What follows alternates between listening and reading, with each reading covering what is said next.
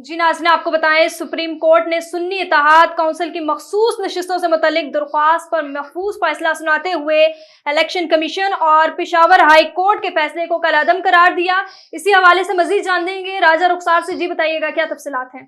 जी, मैं इस समय मौजूद हूँ सुप्रीम कोर्ट के बाहर और एक केस की समाअत हो चुकी है और अभी अभी जो है इलेक्शन सुप्रीम कोर्ट की जानिब से जो फैसला आ चुका है, पेशावर हाई कोर्ट और इलेक्शन कमीशन की जानिब से जो फैसला था उसे कलअदम करार दे दिया गया और पीटीआई का ये कहना है कि 5-8 से पीटीआई ये जीत चुकी है। अभी मेरे अकब में आप देख सकते हैं पीटीआई की एक बड़ी तादाद मौजूद है और इनका एक ही नारा है कि वज़ीर आज़म कौन है, वो इमरान खान है।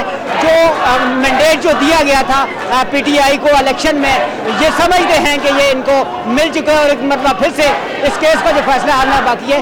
इस केस की तफसीलात के हवाले से आपको बताता चलूँ तो से कुछ देर बाद जो है इस केस की मुकम्मल तफसीलात आ जाएंगी कि आपके इस केस की जो है मुकम्मल तफसीलात क्या है। जी नाज़रीन, आपको बताएं सुप्रीम कोर्ट में मखसूस नशिस्तों से मुतल्लिक मुकदमे का फैसला सुनाया जा चुका है। बहुत शुक्रिया, राजा रुखसार हमें तफसीलात से आगाह कर रहे थे।